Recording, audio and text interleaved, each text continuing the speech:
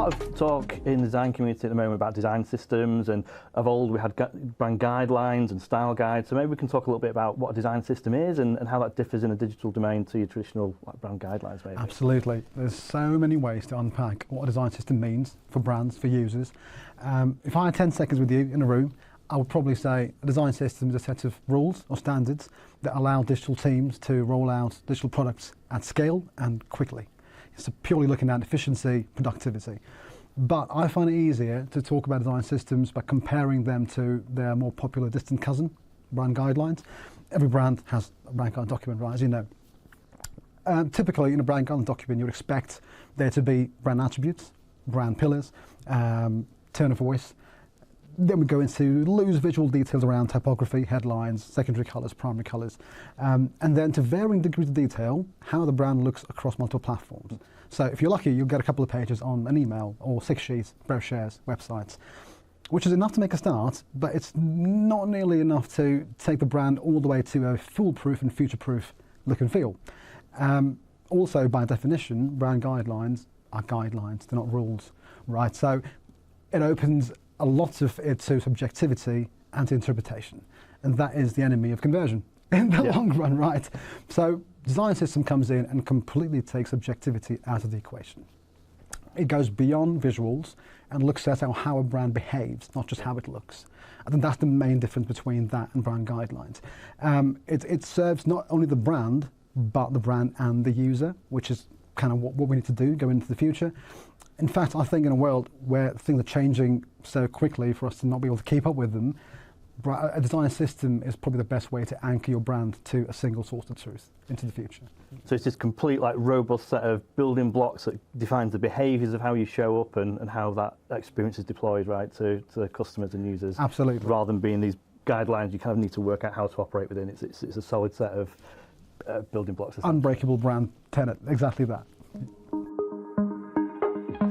So I think one of the really interesting conversations is almost like the restrictive side of things. So if from a designer's point of view who likes to be creative and they have this very solid set of guidelines or building bricks or whatever you want to call them, where does the creativity happen? Like, are they allowed to expand and change things, or is it we have to stick to what we've got? And what does that mean for creating, unique and differentiated experiences? A very good question. As a designer, one that I found myself asking a lot of times as well when I got into design systems.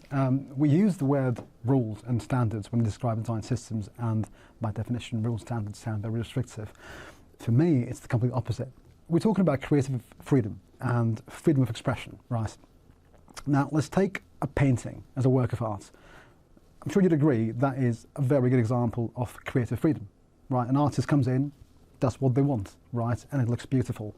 When we see a painting and we're looking at strokes, at shapes, at colours and all of those things, no one sees the canvas. And that's what a design system is. It's the 4 corners and the 4 sides that frame your design to say, don't worry about the pixels, don't worry about the structure, the engine. We're giving you the perfect platform to practice your craft, not worry about the rest of it. Mm-hmm. So in a way, if you think about it that way, it's actually the perfect way to harness or let your creativity completely go free.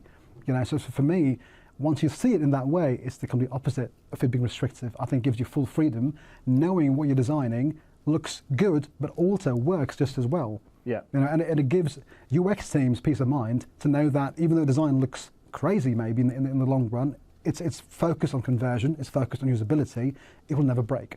So for me, I think it's the complete opposite of being restrictive. Okay, so maybe you've kind of got some of those guardrails in place already that kind of ticks the box of the things that need to happen, but then you can have that creativity on top to actually work out how best to use those things. Exactly. We say guardrails, and that's such a good word to use because we think guardrails are restrictive. Guardrails were there for you to drive faster. Yes. So it is literally just that. Yeah. And interesting as well, that concept of maybe it's not done either in terms of, you've got this design system here and it's been well thought through, but that's not the end of it. Like, if you're wanting to stretch it, to grow it, to develop it, it's not a one and done thing, it's something you can build on and iterate, right? Absolutely. There is no ceiling to a design system. In fact, you don't ever press pause on a design system. It lives with you as your brand grows. So anytime you learn from a design system, or you think something's not working, you go back, you make those changes, and you push it live. Yeah. So it's always breathing, it's always living. So we talked before about the different people involved. Okay, there's designers, there's developers, experienced people, brand folks. It feels like this is a massive undertaking. That's something that large enterprises take on. But that's not quite right. I mean, given that example we talked about previously was a smaller ECRM opportunity and building out their design system. It feels like we can kind of cater to different needs, different audiences, different size organisations. Absolutely. Historically, when design systems were being taken on by enterprise level companies, it was always a massive undertaking.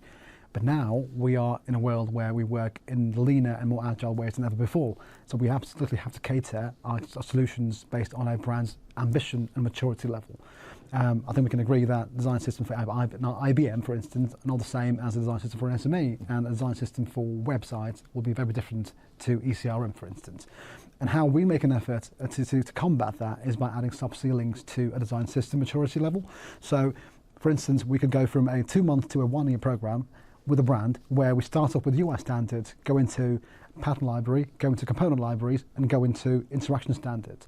And that could be a much more manageable 2 to a 1-year program, which caters to the brand's needs. It's not always heavy in the beginning, and it kind of grows with the brand as they grow. So that's how we make it very flexible around the brand's needs. Yeah, I think it's really interesting. You kind of mentioned maturity there as a word. I think it's really interesting to think of this as its own platform with its own roadmap, and there's also like a maturity level to it, so we can work out where is a brand, what's the next step that they need to take to enhance that design system and ensure that we've got a brand consistency for the customers and their bigger brand experience. So I think that's really interesting. I also think as well is that we talked earlier about how solid these guidelines and rules are, but it doesn't stop you from extending it. This is not something that's done, that's finished. It's something that can grow. So maybe if you've not got the flexibility you need in a certain component, this allows you to address that and have a conversation about we need this extra piece, we need to expand it in a certain way. And I think rather than having a free-for-all where everyone can run off and just make their own things, having that core set of rules allows us to have a conversation around, do we need to expand it, or can we make something work that we've got already? Absolutely, and which is where this is the perfect time for SMEs to invest in design systems, because what could be more ideal than a system that grows with you as you grow as a company? As opposed to doing it 10 years down the line retrospectively, you do it at the perfect time, so you grow your system with you.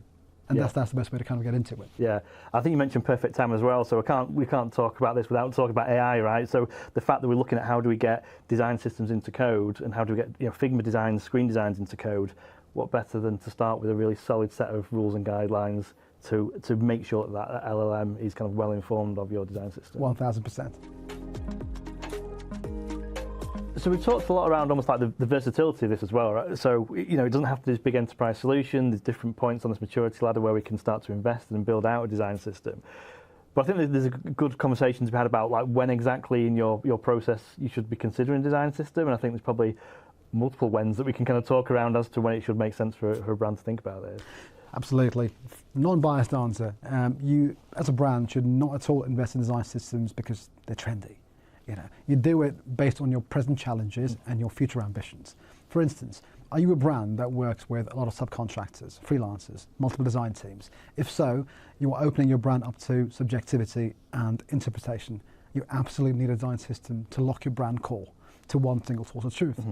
Are you a brand that works with other dev teams? Do you find inconsistencies in dev cycles? Are they too staggered? Are they too long? Think about a design system, because that would completely bring your component library to a manageable number, and it just guarantees pixel perfect, quick turnaround in dev cycles. Looking into the future, are you a brand that is looking to expand into AI-led coding, for instance?